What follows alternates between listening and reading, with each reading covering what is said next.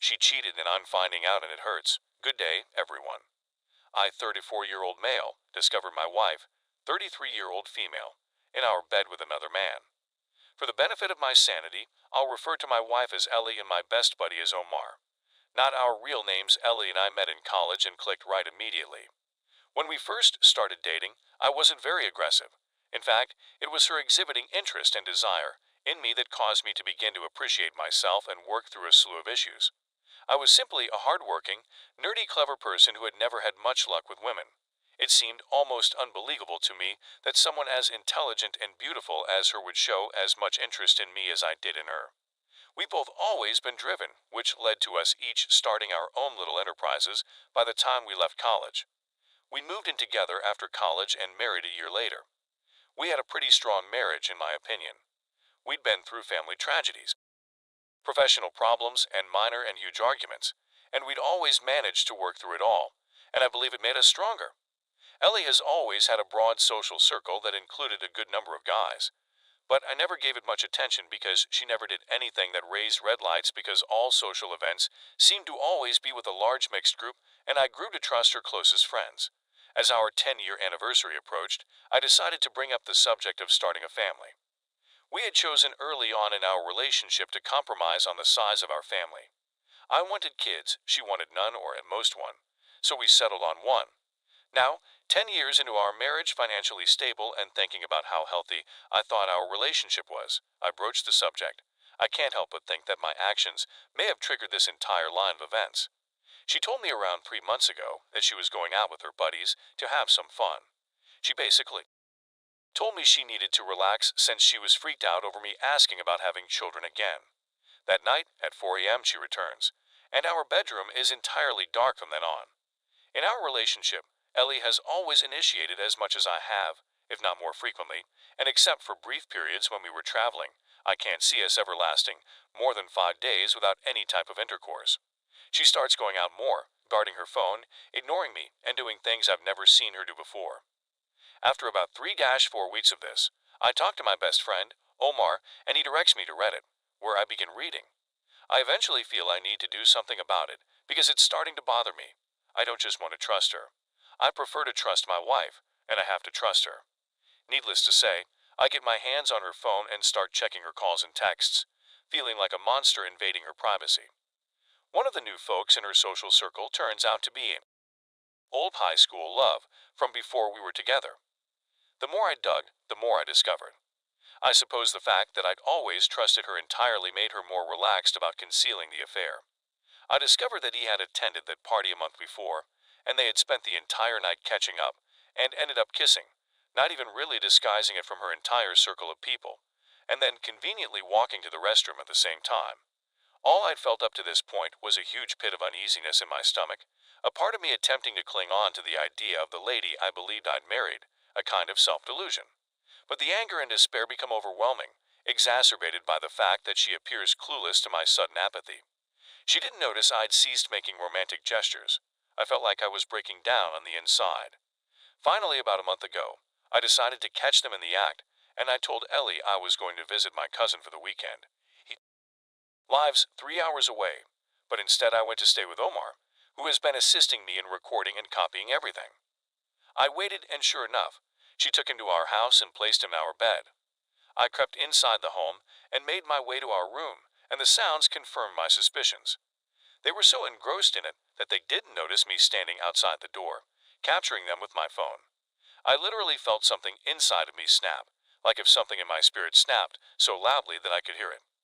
My veins turned ice cold, and I couldn't breathe because it felt like a 10-ton anvil had been dropped on my chest.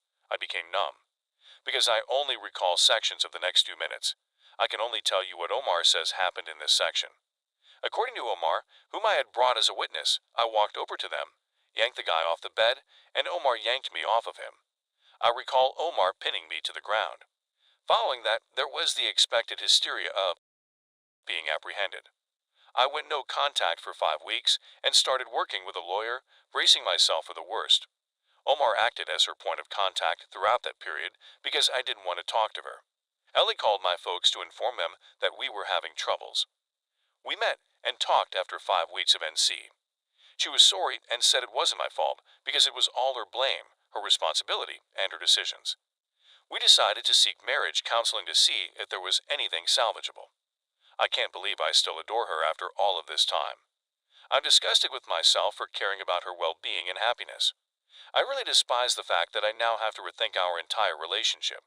Was it just now that she became open about cheating? Or had it happened before and I didn't look far enough, or was too trusting to see it at all? It's been over a month since I decided to undergo marriage therapy, and I have a few questions for those who have already gone through it. Is it possible to reconcile without losing some self-respect? How long does the cycle of anger, sadness, and numbness last? I'm tired of being on an emotional roller coaster all the time. I despise the idea of constantly being on guard. I'm not sure if that's a symptom of me wanting to leave or just exhaustion.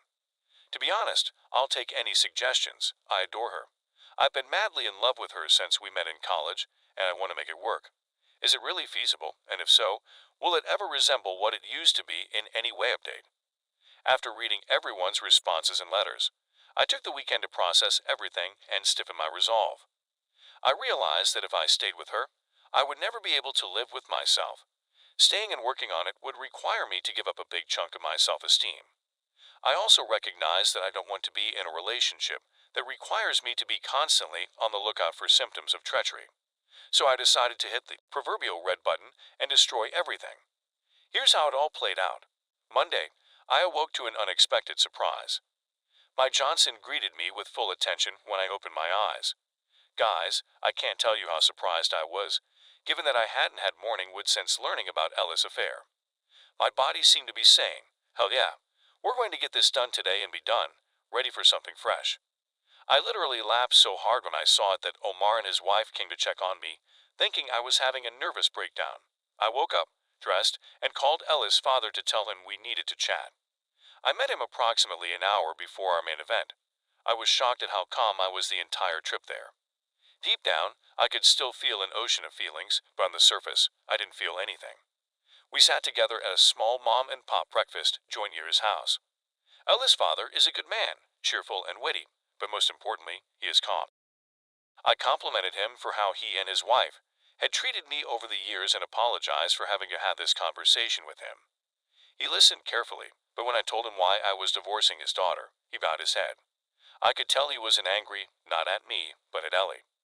He said he understood, and I requested him not to tell Ellie because I was going to tell her in 1 hour. He nodded, we shook hands, and he warned me to be careful. I despised having to break his perception of her. I questioned whether I should have asked him to care for her, but I suppressed that instinct because, first and foremost, he is her father, and of course he will care for her. But it is also no longer my responsibility to care for her. She is a big girl. I next proceeded to our MC session, which was on our schedule. I had spent all day Sunday preparing what I would say to her and how I would say it. For the following few hours, I wanted to essentially emotion-proof my actions and words.